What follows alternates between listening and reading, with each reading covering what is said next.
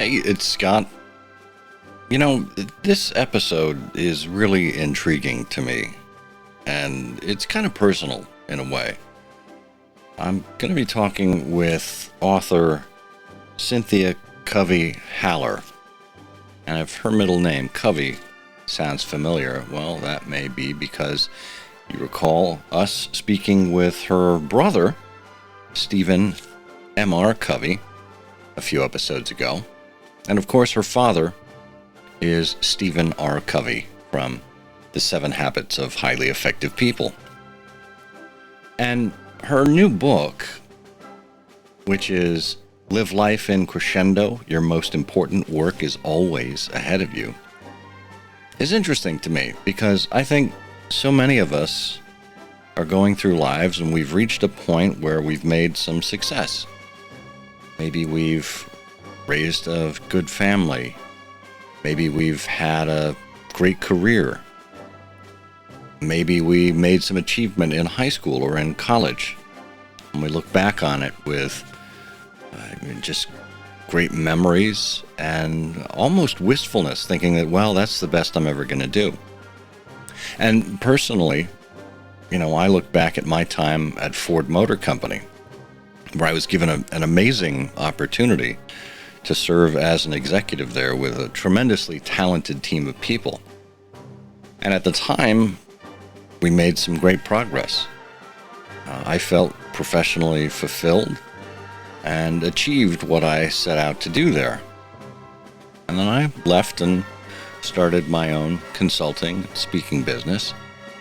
And I still look back at that and wonder, will I ever achieve that kind of greatness again? And in my conversation with Cynthia and in reading her book, and well, really Stephen and her book, I realized that I'm looking at it wrong. And I think that's something that probably goes for many other people as well. That we're looking at what it is we're achieving with a different lens. And I think too often we look at it through the lens of what we expect other people to judge us by, how externalities look at success. And this is a theme I hear over and over again.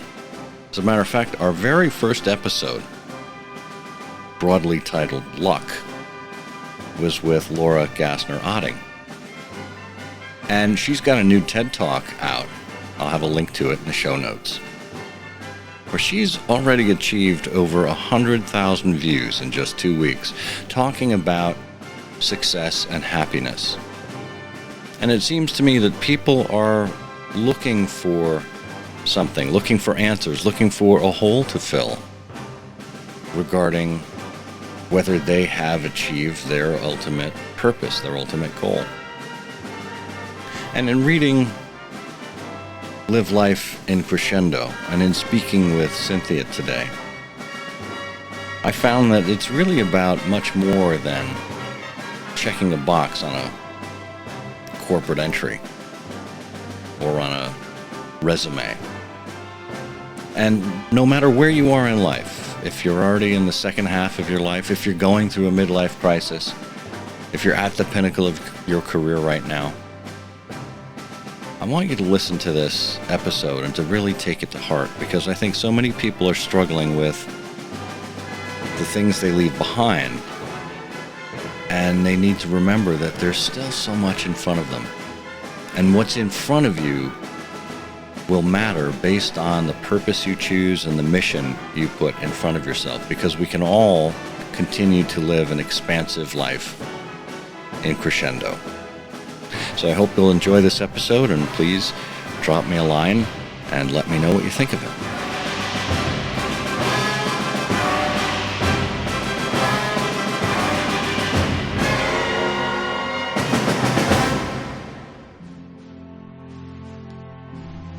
Have you ever admired a leader and wondered just what it is that makes her who she is? How he came to embrace the things that advanced him? Welcome to Timeless Leadership, where we look at the principles that define success. This is a show for leaders at all stages of their careers who aspire to understand what it truly means to be a leader. And who is a leader? Dolly Parton said, "If your actions inspire others to dream more, learn more, do more, and become more, you are a leader." Together, we'll explore key principles, not only in the sense of fundamentals, but also in the ethical sense, the habits, character traits, and virtues that form the backbone of leadership. Principles that are just as relevant and essential in the 21st century as they were in the first century. This is Timeless Leadership. Hi there, this is your official welcome to Timeless Leadership, where we explore principles and virtues that accompany successful and admirable leaders. I'm your host, Scott Monty. I do this every 2 weeks. I'm honored that you would take the time to be with me now. And Timeless Leadership is part of the Timeless and Timely family of publications, which you can find at timelesstimely.com. I hope you'll check that out. We do some fun things on Saturdays with words in a publication called Off the Clock. And occasionally I do another podcast called Storytime, which is all about creating great stories, which is something that every leader needs. Every leader needs to understand the power of storytelling. So just check it out at timelesstimely.com. And wherever you're listening to me, if you could give the show a rating, whether you're on Good Pods or Spotify or Apple Podcasts, I'd appreciate a rating. Give it however many stars you like. I'm not going to bug you for 5 stars. I'll leave it up to you because you are a principled leader. I know how you roll. So if there's anything I can do for you, if there's anything I can help you with, if there's something that you have on your mind, please get in touch with me. You can email me at podcast@scottmonty.com or simply leave a comment on any of our entries on the Timeless and Timely website. I'd be happy to hear from you. I'd be delighted to come in and speak to your group or to your event, or to work with your leadership team on becoming better leaders and better communicators. So, let's get on with the show.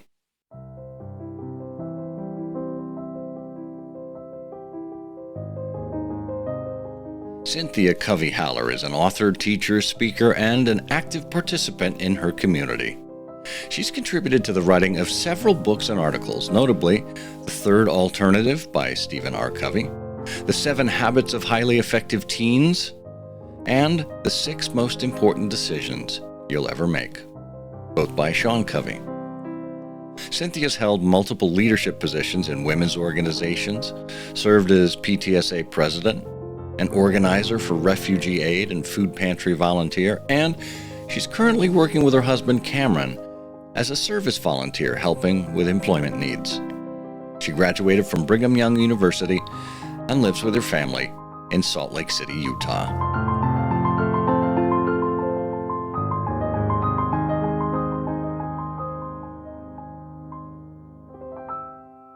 Cynthia Covey-Haller, welcome to Timeless Leadership. Thanks so much for having me on, Scott. I really appreciate it. Well, I can't tell you how excited I am to talk with you. You are the second Covey to make it onto Timeless Leadership, along with your brother, Stephen M.R. Covey. And of course, your father is legendary in the business and leadership world. And the way this book is positioned, Live Life in Crescendo, your most important work is always ahead of you, is that it is your father's final work, and it's done in conjunction with you. So I wonder if we might start talking about how this project, how this idea first came to your dad. Sure, that'd be great. This was many years ago, literally probably back to 2008, when we were having a conversation, my father and I foolishly asked him if he was ever going to write anything like 7 Habits, as good or as meaningful. And And though not intended, I think I insulted him. And he just said, do you think that am I just one and done? Is this the only thing that I have that's in me? I wrote it back in 1989, and I've got to believe that I still have things I can contribute. And that's why I get up every day to write and teach and to learn. And I hope I still have some other things that will come out that would inspire other people. And so I realized, yeah, you're right. And he did go on to write The Eighth Habit, The Third Alternative. I don't know what it is with him and numbers, 7 habits. But one of his ideas that he was working on, and he was working on multiple projects at this time, and one of them was his mission statement for the last 10 years of his life, and that is live life in crescendo. And I think that he adopted that mission statement because people would ask him if he was ready to retire and how much longer he was going to go on speaking and writing and things. And I think he saw his mortality a little, and I think it bothered him that he thought, well, as long as I have passion for what I'm doing and I feel like I'm making a difference and contributing, I'm going to keep out there. I'm going to keep writing. And in our home, we didn't say the R word, retirement. He didn't really believe in it in the traditional sense. He always felt that that you could keep, even if you did retire from a job or a career, that the third alternative was to keep contributing. It wasn't just retire or keep working. The third alternative that helped both of those was to keep making contributions. And so he assigned me, Scott, he said, if you take this material from Live Life from Crescendo, we can have some interviews and talk about it. And if you can find some inspiring stories and examples of people who are living in crescendo as opposed to living in diminuendo, then let's put this book together. And so that was my assignment. And unfortunately, he passed away before I'd finished. I worked for a while on it with him, but with kids and other things I was doing in the community, I didn't get finished. And so I hopefully have been his faithful translator and finished it up 10 years. It's been 10 years since he passed away. So I'm thrilled that it's finally released. Oh, that's fantastic. And yeah, I mean, I can only imagine the pride and joy that your father must feel now, realizing that this is done, looking down and seeing the fruits of both of your labor finally come to life. I hope so. I think so too. I think he liked to go on a little Honda ride with my mom up in. He would be riding around the neighborhood talking. So I like to think of him popping wheelies and going around there, being excited that it's finally out. He's thrilled that we finished it. So hopefully. That's great. And just to be clear, you're talking about a Honda motorcycle, right? That's right. Yeah, a little Honda 90. They used to go on rides and they'd kind of talk and renew their relationship every day. It was wonderful to see. So hopefully he's still riding up in heaven somewhere. Yeah. So I'm interested in the metaphor here that's used for the entire book, Live Life in Crescendo. Crescendo, of course, is a part of musical terminology. Is your family, are you very musical? Not really. My mom had a beautiful voice and she sang with a choir for many years. And sometimes when my dad would go and speak, he would ask her to stand up and sing extemporaneously, which she could do. But we're not really musical. But I think he chose this because it's such a vital symbol. Crescendo, if you've been to a concert, everybody knows what a crescendo is and how it starts out slowly and it builds momentum and it continues with a lot of energy and power and just it is powerful and comes through.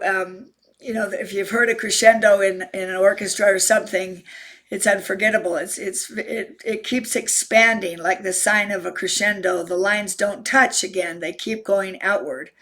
Where the opposite, diminuendo, the opposite sign, the music slows and it and it lessens in energy and power and strength, and soon it comes to an end.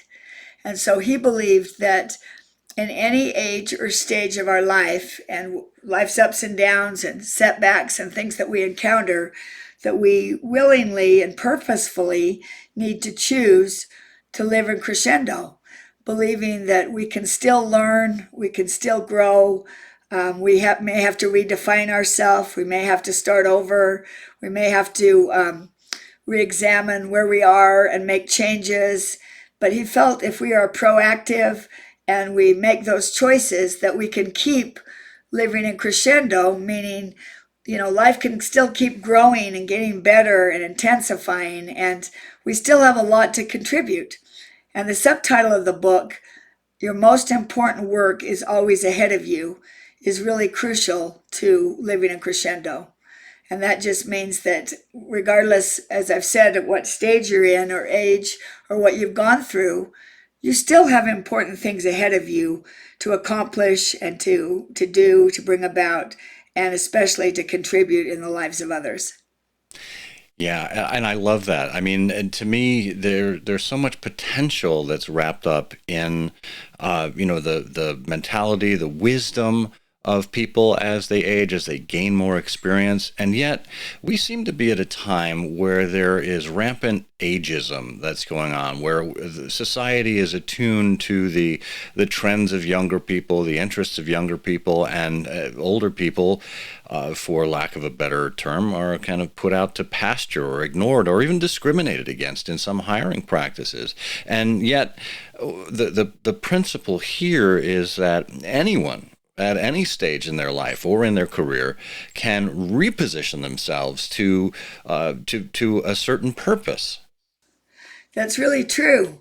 And you think about it, Scott, when you're older, when you're in your 60s, 70s, what better opportunity do you have to contribute and to serve and to do what you can to better the situation of people that maybe need help? You have more wisdom, more experience, more connections, more lifetime of acquiring skills and talents to offer than ever before in your whole life. And usually more time if you do choose to retire from a job. Then, as he was saying, don't retire from making contributions by looking around you in your community, maybe even in your own family. Maybe when someone is struggling from a divorce, or grandchildren are suffering with an addiction, or maybe there's something in your neighborhood or your community where you really see an acute need that you can meet. And this is the greatest time of life. The second half of life is what it's called, to meet those challenges and participate willingly to improve the lot of those around you. And so it's really you can look at it as a, time to live in diminuendo and kind of shut down, as like you're saying, society says, oh, older people, they can't contribute as much, or they're kind of put out to pasture, and we're looking at the younger generation. But if you look around and see coaches and we have a president of the United States, we have people all over, making contributions in many ways as they get older. And it's a powerful example and showing what you can do in this age of your life. Absolutely. And, to keep the the musical relation alive here, one of the famous quotes from Arthur Fiedler, who was the first director of the Boston Pops, he said, and he conducted right until his last month of life, he said, "You rest, you rot."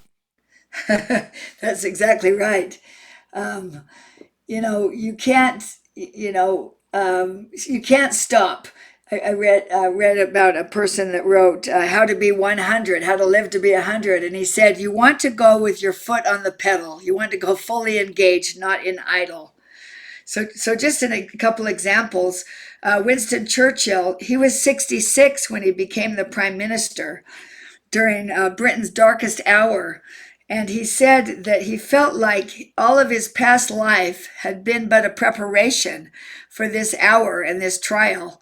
and felt that he knew, he said, I knew a great deal about it and felt I would not fail. And so a lot of times people say the first 2/3 of their life are preparation for this second half of life, this last third of life, that where you can contribute. Another example of someone that's not famous like Winston Churchill, an ordinary person, is a woman that lived close to my area who retired, moved. I'm from Utah, and she moved from Texas to Utah to be closer to her grandkids. She was 77, and her main goal when she got here was just to spoil her grandkids and just have fun with them. And then she looked around her small town and saw that the literacy rate was unusually high in children and even in some adults. And so she just thought, I got to get involved. And here you think, well, you're 77, what can you do? Well, she went to the mayor and asked for a small room to start tutoring kids to read. And he basically gave her a little closet that wasn't being used.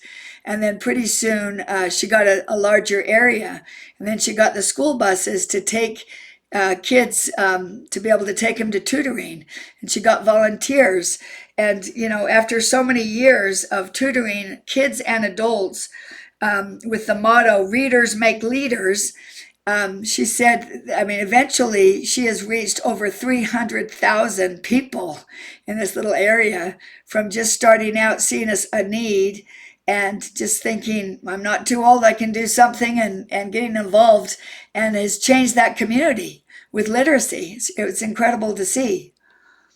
It's amazing.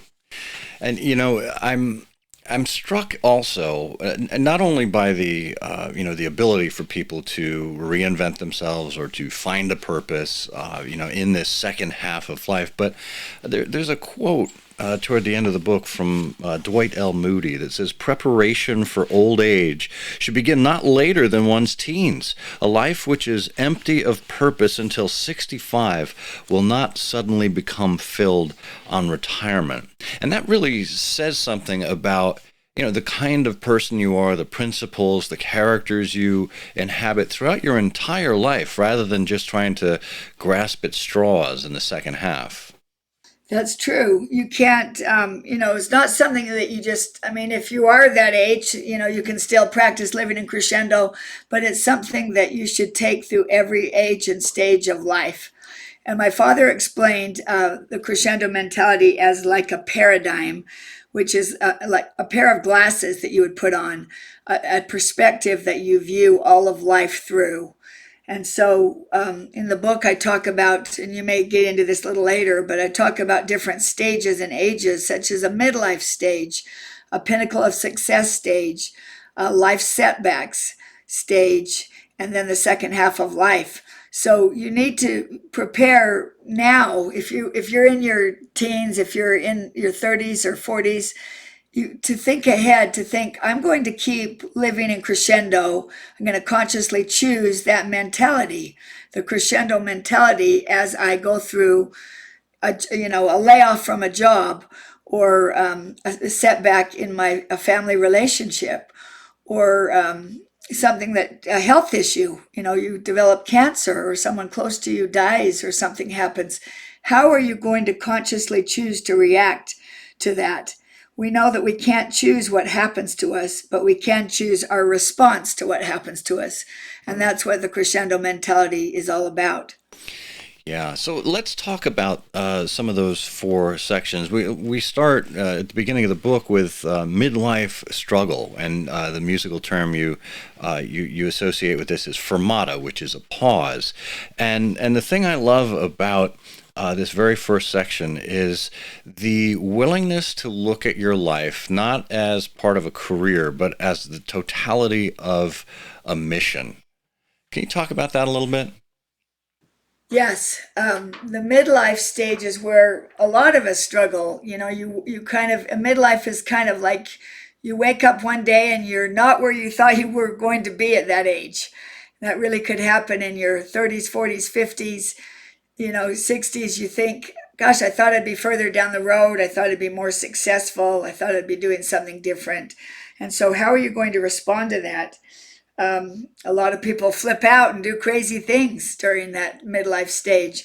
But as we all know, we've heard examples of that. But my father challenges that in the midlife stage that there's two important perspectives, and one is if you want to make small changes in your life, you work on your attitude. And if you want to make big and primary changes, you work on your paradigm. And so the first perspective would be that see true success for what it is. It's not necessarily how society defines it. And I use the example of George Bailey, because everyone knows that in A Wonderful Life, who thought he was not successful at all. I mean, because he didn't get to go and be an architect. He didn't leave Bedford Falls. He was the stable force in that community for this business and loans company that helped all these people, the whole community, reach their goals of having a decent place to live and raising their families. And when he was taken out of that, when the angel said to him, "Let's see what your life was like without you," then it left a big hole. And he said, "You actually look what happened when you're not there. You actually had a wonderful life. You had you helped so many people, and you didn't even realize it." So he was successful, and he didn't appreciate or realize it because he was judging it by the world standards. And so my father is defining success here as being working to be successful at your most important roles in life. And you have to determine what those are according to your values, kind of your moral compass. And many of the most important roles have to do with your roles in leadership and in your family, as a wife and a husband, as a father, a mother, as a son or daughter. Those are important roles. And if you're not in a family relationship role like that, that's important to you. I talk about being successful. I mentioned a story of a man named Dr. Rick Hodges, who was single and saw a real need in Ethiopia when he visited there as a medical student, and saw that there was just no one to take care of these people for hundreds of miles. And he decided his greatest role he wanted to succeed at was to be a humanitarian and to help these people in this country that had so little medical help. And so he set up shop there, and it's one room hut kind of basically, and uses the sun to read x-rays and enlist the help of his colleagues back at home for surgeries and for donations. And just his most important role to him was just reaching this need in Ethiopia, being the only doctor within 400 miles that could help these people. And so that's the first perspective, is being successful, seeing true success for what it is, and being successful in your most important roles. And the second one is, if you do see that, I don't have a good job, I'm not making enough money, I don't feel appreciated, it's not using my talents, I have a marriage that's failing, I'm not in good health, is to take control and act, make it happen, be proactive, and recognize that you need to pivot. You've got this fermata, this pause in your life, and use that opportunity to make a positive change through your actions. And one example of that is this that I say in the book, is a principal that was almost 400 pounds and could hardly walk down the hall.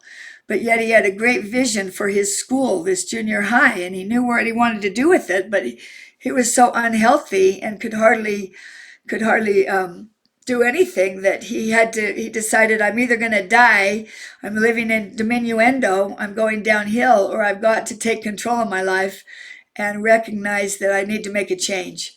And he did that. He was proactive and started walking, joined Weight Watchers, did what he could. It took him over a year, and he lost about 150 pounds, and then kept going, and eventually was able to run marathons And the greatest thing was a leader, an example to those in his school. His assistant, the secretary, a lot of the teachers all looked at themselves and saw his example and started getting healthy again. And so he was able to take control of his life and therefore his career and his role as that was important to him of being a principal.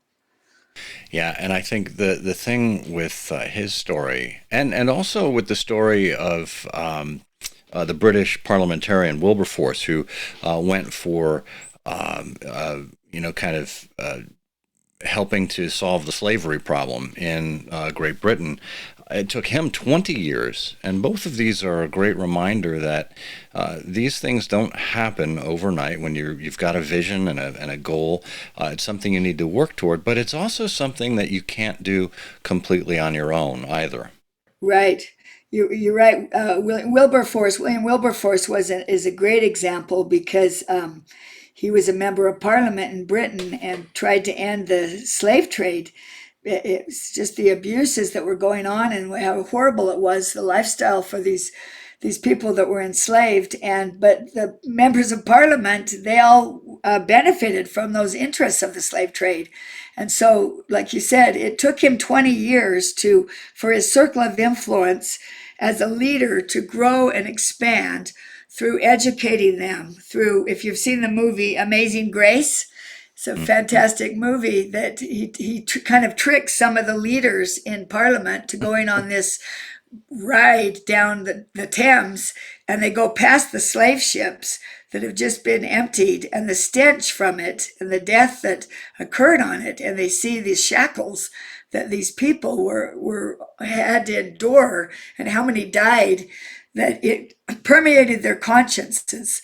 And soon it took years to break this down and a lot of help. Like you said, it takes usually a team to do things like this. But after being voted down time after time and being jeered and laughed at and just ignored for so many years, after 20 years, finally when he rose for the how many 100th time to propose to end the slave trade, he had almost all the votes of Parliament.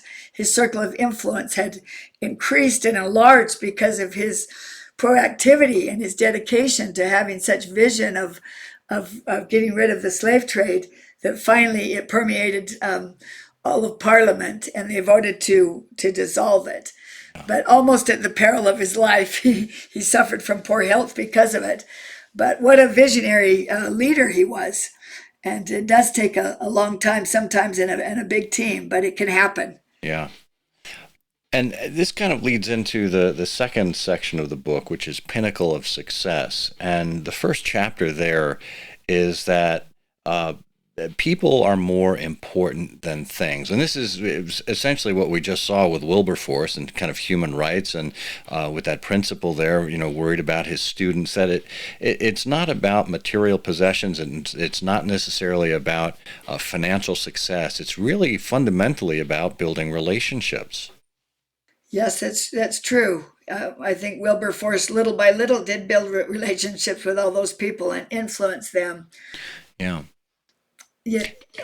Go ahead. Sorry. Well, I was just going to say one of the stories that really stuck out to me, because it's so personal to your dad and mom, is the story with Chip Smith building your dad's cabin. You want to recount that for us? Yes. That was our family builder up in Montana. He was building a cabin for my parents, and we live in they live in Utah, and this is up in Montana, which is 6 or 7 hours away. And it was during the winter, and he had a lot of crucial things to go over with them, so they decided to drive up through the cold and the icy roads and meet with him. In the meantime, they had heard from others in around that area that Chip was suffering from a divorce, going through an unwanted divorce, and was really struggling. And so when they finally met, the plan was to meet for dinner and discuss the cabin and all the decisions for a couple hours, and then they'd go back to their hotel room. And my father had to fly out the next day somewhere, so he had to leave at like 5 a.m. So their time was very limited. But when they got there to the restaurant, they could see what this personal toll had taken on their friend and builder, Chip. And so he started to go through all these questions and talking to them about what they wanted to do with their cabin. And my mom interrupted him and said, Chip, we understand you're going through a hard time personally, and we're so sorry about that. Maybe we could discuss that. And he dismissed it and said, no, you've traveled so far, and we just have a little short time. We need to go over these questions. And two or three other times, they interrupted him and basically said the last time to him, "You are more important than building our family cabin right now. That will take place, but we are concerned about you and the state that you're in right now and what this is doing to your life." And he broke down and cried and said and told them what a hard thing it was, and they spent the rest of the night discussing, his personal situation. And so after when my father, then they went home to their hotel and drove home without having discussed the cabin at all. And so, but when my father passed away 10 years ago, Chip sent us an email and said, "I just want to tell you what that meant to me, that your parents would care more about me and my situation with my divorce and how miserable and unhappy I was than all the questions and things we had to resolve about your cabin." And it was really, it meant a lot to him. And after the funeral, we went up. He eventually built the cabin. I mean, he got through this divorce and has gone on to have a happy life and build a lot of cabins. After this happened, after the funeral, we went up there to Montana and opened the door and found that bats had taken over the cabin. And it was just awful. We didn't know what to do. We were just coming off the funeral. We all were tearful, and our dad always took care of things like this. And so I called Chip.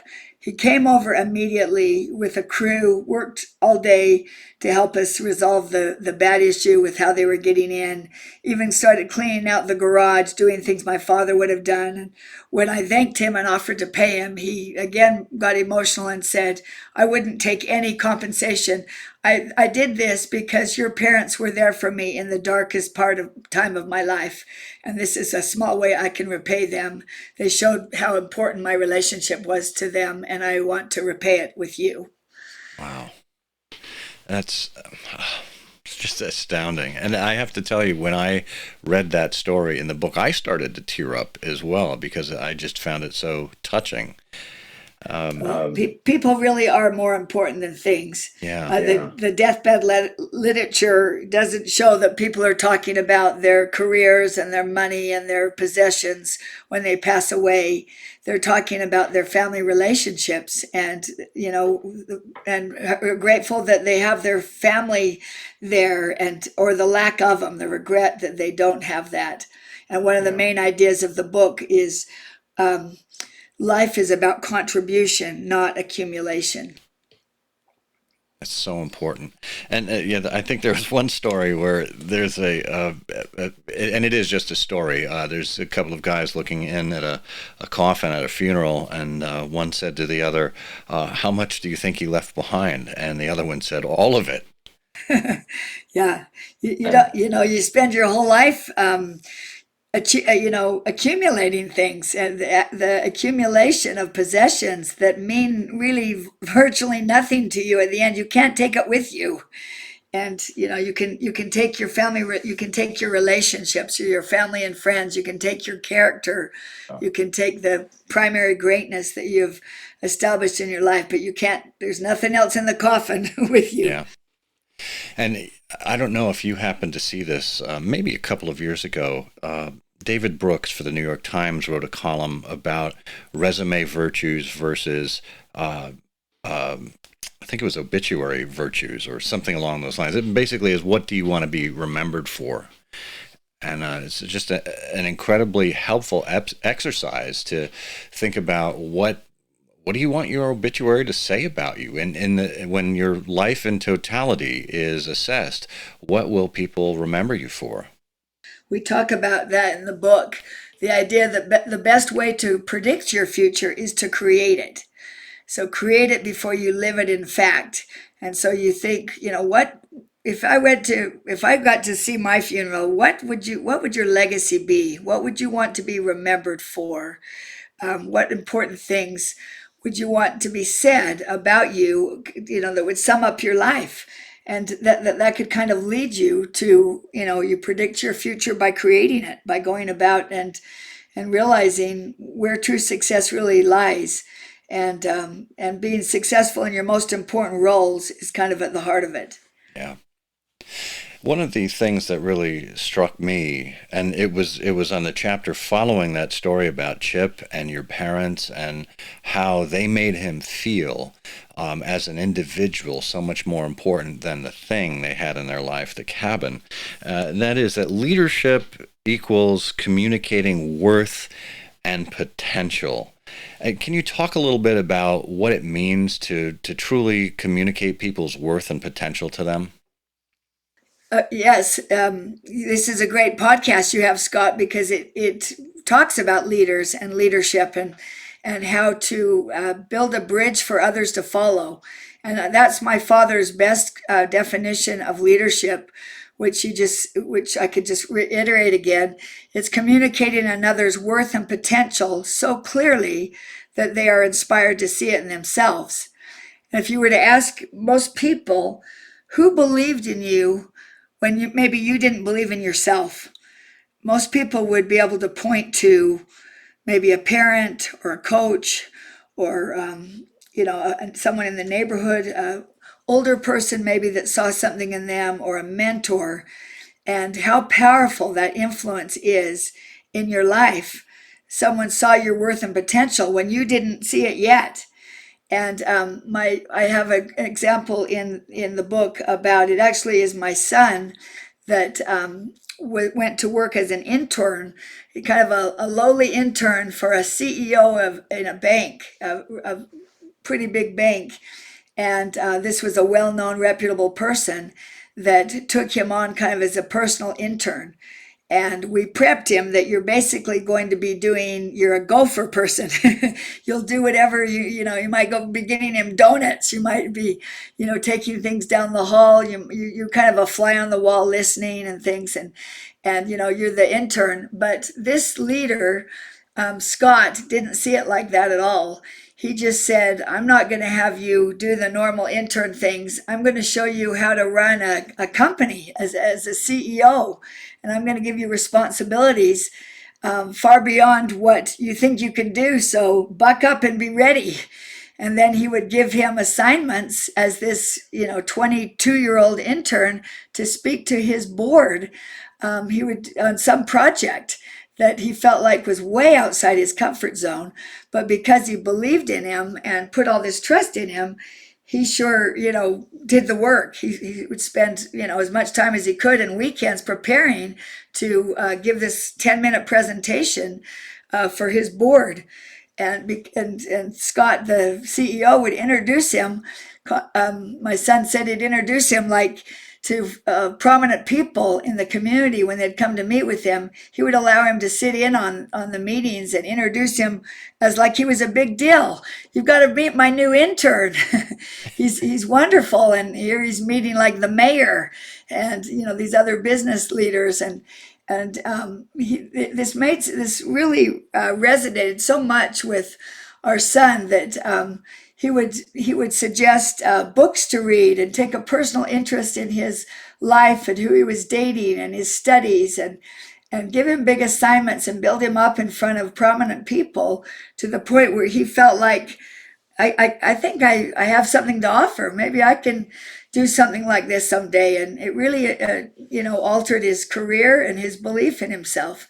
And he determined, when I get to be in a position like this, I'm going to definitely mentor someone as he has me. Exactly. And I think there's a Tom Peters quote in the book that being a leader isn't about gaining followers, but it's about creating more leaders. And that's essentially what happened on your son's internship there. Right. Leadership is a choice, not a position. And John Wooden who is known for mentoring. I mean, he's also known for being one of the greatest basketball coaches, we've ever had. And yet the last third of his life was spent in mentoring. And he said, that's why I get up every day, to mentor and be mentored, and to build a bridge for other people. Yeah. One great example is William Henley, this young boy, unknown boy in England that was living in poverty with a single mother. His father had died, and he went to school, and this headmaster took an interest in him and saw something in him, like we were talking about, and believed in him, taught him poetry, to understand and write poetry, and really befriended him when he said he needed a friend more. He needed kindness in his life more than anything else. He later went on to get tuberculosis and spent months in a hospital and ended up dying in his 30s. Well, William Henley, before he died, wrote his greatest poem, or most famous poem, was Invictus, which has the famous line, I am the captain of my soul, I am the master of my fate, I am the captain of my soul. And who does this attract the attention of but Nelson Mandela, who is in prison on Robben Island in South Africa for his rebellious actions. But he is still a leader, and he reads this and he decides, I can determine my own fate and I can choose my response to what happens to me. And he inspires the people around him. Even prison guards come to him for advice, and fellow prisoners. And then look what happens. Talk about a crescendo, a life in crescendo. He's released from prison at 71. 71 years old, he gets out of prison after 27 or 28 years. And you'd think, oh, that's too bad. His whole life is gone. And here he is, finally released at 71. What can he do? And yet he begins to, he learned to change inside of the prison, and to realize that he can make different choices, and helps people see that. And all of a sudden he's running for president with William de Klerk, who was the president when he was in prison, as his vice president. And they're dismantling apartheid. And so then it's affecting all of South Africa, where black people can vote for the first time. And it influenced the entire world. But this ripple in the pond began with William Henley and his poem, and the schoolmaster that was kind to him and nurtured him and saw potential in him. So look where it can go. It's a domino effect. Yeah. Another vote for history and literature, and studying that at all phases of our lives. So this naturally leads into the third section, which is life-changing setbacks. And it's encouraging, literally, people to live in crescendo, not diminuendo. And the notion here is that change starts with yourself, and that if you're looking for a second chance, you really need to take the risk with yourself first. And then what happens after that? I have a great example of the difference between living in crescendo, like you say, making the choice to consciously choose that, or to slip in diminuendo, where you have no influence or power. And that is concerning a man named Anthony Ray Hinton, who in the late 80s was falsely imprisoned and convicted of killing two people in Alabama that he had nothing to do with. And he knew he was innocent and trusted in the legal system there, which betrayed him. It was basically, they just framed him. And he found himself on death row. And he is so angry and full of despair for what's happened to him in his life, which, as you can imagine, that he comes into his jail cell and throws his Bible under his bed, and determines, if this is what they think of me, I'm done. I'm going to shut down. I'm giving nothing. This is my end of my life, basically. And so he starts living in diminuendo by not speaking to anyone for 3 years. 3 miserable long years. He doesn't speak to the guards, to his fellow death room row mates, anyone that he comes in contact with, except for his family and friends that visit him once a week. he doesn't utter a word and just shuts down. So he has no power, no influence, and he's absolutely miserable. But he thinks he doesn't have a choice. And so one night at 2 a.m, he hears next to him, in the cell next to him, a man just bitterly crying and calling out for help, and so unhappy and not able to hold on any longer.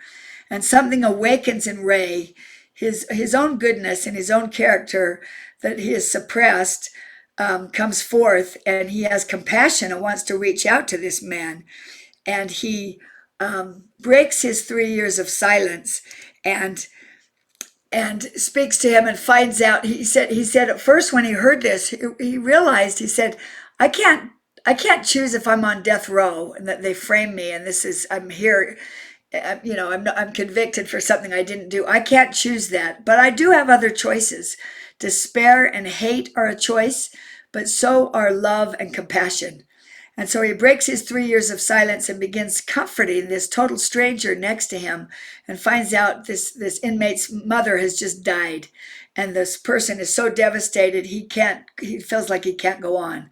And so Ray talks to him and gets him laughing and talking about his mother and the memories of that, and connects with this person and realizes how great it makes him feel, and realizes, I do have other choices. They might be limited in prison, but I don't have to hate, and I can show compassion to others.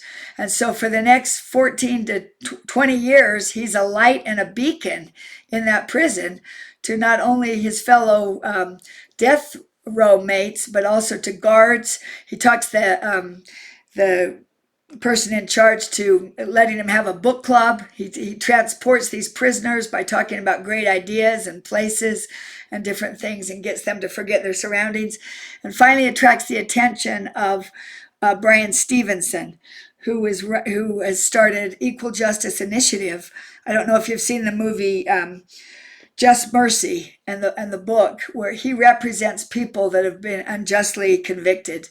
And so after almost 30 years, Bryan Stevenson appeals takes it all the way to the top, the Supreme Court of the United States, and they free him, realizing what a horrible mistake that this man has even been incarcerated. And after 30 years almost, he comes out of prison, and he says to his family and friends, "The sun does shine." And that becomes the title of a New York Best Times seller 4 years later, that he writes and recounts his journey of basically living in diminuendo to living in crescendo. And Ray now is an advocate for Equal Justice Initiative. He's a best-selling author. He's a speaker. He helps people that have been in situations like him. He's known across the United States, and his life is expanding in crescendo. He said, they took my 30s, my 40s, and my 50s, but what they couldn't take was my joy. Mm-hmm. And what an example of someone who consciously chose to live a life from crescendo when he would have every reason to keep living in diminuendo. And what a difference it made for him and for others. Amazing, really. And this actually gets to, in terms of thinking about how we manage to resolve these setbacks, you've got a phrase that I love. Use your R and I. What does that mean? Yeah, as kids, we hated that phrase. That R&I means resourcefulness and initiative. And so my dad would not allow us to make excuses for things. Like if we were flunking in math and would come home and say, "Oh, I hate my teacher. He's awful, and I'm flunking. I'm not doing well." And he would just say, "Use your R&I, make it happen." And we're like, no, you don't understand, Dad. This guy's really bad. He's a bad teacher. He doesn't explain. He doesn't care about his students, and I don't understand the principles. Use your R&I. And that just meant do what it takes. If you need to transfer out of the class, do it. If you need to get some tutoring or help, take care of that. You're responsible for your grade. You can't just say, my teacher's bad and you hate him. And so R&I, make it happen. That was his watchword. That's what he would say to us. And we kind of joked as kids that we were glad we had a mother that would let us blame other people. He said my parents were a good balance for each other because we could say to my mom something about our teacher. She'd say, "Oh, that's terrible. What's wrong with him? Why doesn't he be kinder to you?" Or "I got to talk to him," or something. And so if we wanted to have our heart massage, we'd go to her. But if we wanted to have some action and take responsibility and hear the truth, we'd go to my dad and hear him say R&I. But that caused us to be responsible for ourselves and just think, your education's up to you. Doesn't matter if you have a bad teacher, your boyfriend dropped you, or you had this bad thing happen. Just R&I, just get started again. Make it happen. Yeah, and I think that gets to the point that you mentioned early in the book is not letting other people define success for you. In other words, not being influenced by external valuations of what the world thinks success looks like, but really fundamentally what it means to you and your purpose and your mission in life. That's exactly. You're the person that determines what you're going to be and how you're going to react to all these setbacks or to things that happen to you. Ultimately, you've got to take the R&I yourself. And resourcefulness, that just means look around, do what you can, gather yourself, get educated again. Change your. My dad kind of had a midlife struggle I talked about in the book. I don't know if he would have called it a midlife, but looking back, I'm sure it kind of was. He was at a university where he was teaching for over 20 years and was enjoying it and probably pretty comfortable, and decided that he felt like this was when he was writing the 7 Habits of Highly Effective People and developing that material, and he wanted to try it out in the marketplace. He was giving it to students and didn't feel like they were grasping or they could apply what he was teaching them. And so he left a comfortable job. Teachers don't make a lot, professors don't make a lot, but it was a stable income with insurance. And I'm the oldest of 9 kids, and he and my mom determined that they would step out and he would do his own consulting business and leave this job and kind of redefine himself and see if he could apply what he was developing, these 7 habits, into the workplace. And he took that leap of faith. He put his house in Hawk, and they tightened their belts during that time for probably a good 10-year period, and then started Covey leadership, principle-centered leadership, and ultimately that set the foundation for his 7 Habits book and for all the consulting and the speaking that he did after that. And so sometimes you have to take control of your life and act, and it's not without risk. But you have to redefine yourself and keep living in crescendo if you feel like you're at a fermata, if you're at a pause, and you need to take some action. You've got to act. That's a great reminder. And we're so grateful that your father decided to take that risk when he did.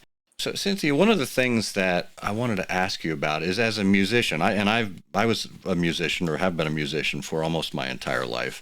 And I note that when you see a crescendo written out on a piece of music, it's for 8 bars or for an entire section of music, or perhaps it actually extends the entire length of a piece, like Bolero, for example. But in our lives, we don't necessarily know what the end of those 8 bars is going to be. How is it then that we can actually make an assessment as to how much to push into the crescendo, how much to pull back? In other words, we're living our lives in a finite way, but without knowing what the end point is.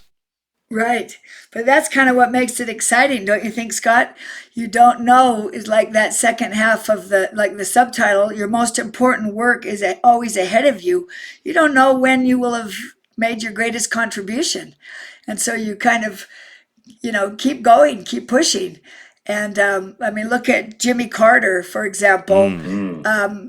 Was a president of the United States. You'd say he reached the pinnacle of success, but yet he didn't get reelected. And imagine how disappointing that was, and humiliating to have that happen. And yet he determined, that wasn't his highest point. That wasn't. You'd think, well, President of the United States, how much higher can you get? But instead of going home and just building a library and giving a lot of expensive speeches, he has become our greatest post-president we've ever had. within a year of coming out of the White House, he started the Carter Center to help broker peace. And then he's known as the face of Habitat for Humanity. He and Rosalind, I mean, into their 90s. I mean, he's still going strong, even though he's had cancer, and I'm sure he's, slowing down a little bit now. But into his 80s and 90s, Rosalind and he were traveling to other countries and helping with Habitat for Humanity, making a difference. So you think, well, he's reached the pinnacle, but his most important work was definitely ahead of him.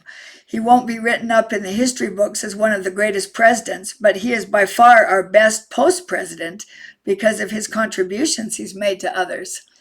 And so that's a good, you don't really know when you've made your best contribution. That's good. If you wouldn't mind if I shared one more. Sure, I just learned sure. of a man named Mike Mason, 63-year-old man from Virginia. So he served his country in the military. He was a captain in the Marines. Then he went into the FBI and rose to become the number 4 man, however they rate that, in the FBI. And then after he retired from the FBI, he went on to be an executive in a Fortune 100 company. And then the R word, we don't say, then he retired, then he stopped. And he said he just sat in his rocking chair and thought, you know what, I still have a mind, I still have things I'm capable of doing. This isn't, I've got to do something that's really important and would be a big payout compared to all the other things that I've done. And so guess what he chose? He looked around in Virginia, and apparently in Chesterfield County, the school district was down 125 bus drivers. And so he applied to drive a bus. And he said, actually, someone up high called him when they got the resume and said, are you serious about this? Is this a joke? You've been in the FBI and you've been an executive in Fortune 100 and you're applying to drive a bus? And he said, yeah, I feel like this is as important as being in the FBI. We need to get past the idea that there are no unimportant jobs. And what could be more important than the attention we pay to the education system? So I continue to advance in my career. He was paid a lot less and donated his salary to charity. And so at the height of his career, and now he says he's advancing his career by becoming a bus driver to show a leadership example of how important it is for education for our kids. So I loved learning that. That's really inspiring to me. So, Cynthia, we talked a little bit about the second half. That's the fourth section of the book, about the second half of life. But I'm more interested now in getting to the final section and I'm going to leave this up to you. You have 2 chapters there, one about your family's journey of living in Crescendo, which I'm sure you know quite well since you've lived it, and the second one is about your niece, Rachel Covey. Pick either one of those and tell us a little bit about how living life in Crescendo is exemplified in these stories. Okay. Scott, we chose to tell some personal family stories because we wanted people to see that everybody struggles with setbacks and with hard times, and that our family also has to practice living in Crescendo. And just briefly, we talked about 3 main challenges that we had. The first one was our mom, who was the Energizer bunny her whole life, had a back surgery that went wrong, and she ended up in a wheelchair in her 70s and couldn't do very much and had to have someone always there to help her. And how she responded to live in Crescendo, and how she determined that wasn't going to change her life, and her being the matriarch to all of us, and the activities that she had planned with grandkids, and the legacy she was leaving in her small town, which was organizing this art building. And so that was the first one, how she reacted and how we responded to her unfortunate surgery that went wrong. And the second thing was that about this same time, our father started acting kind of different than how we knew him. he was more apathetic and didn't have his same personality, and we didn't understand what was happening. And he was ultimately diagnosed with frontotemporal dementia. And this was shocking because they say if you use your mind, you won't lose it. But he was very active, reading and speaking and doing things, and physically active as well. And this happened to him. It must have been a hereditary thing, and what a hard thing that was for our family to see our father, who was so dynamic and, as you had mentioned, had influenced so many people through his books and writing, to all of a sudden we're taking care of him, and him not being able to communicate with us the same level of love and concern that he'd always shown all 9 of his kids and his huge posterity of grandchildren. And then the final part is, so he ultimately had an accident on his bike. He had his e-bike, and he had internal bleeding, and it ultimately took his life about 4 months later. And what a thing that was for our family, how we had to rally for him and for my mom, and determined that we weren't going to cry all the time, that we had so many blessings, and we were grateful to have him for so long, and so many people who showed up for us during that. But then 2 months later, my beautiful niece Rachel, my brother Sean, daughter, who was 21 and the second oldest in their family, the oldest daughter, she passed away from effects of depression.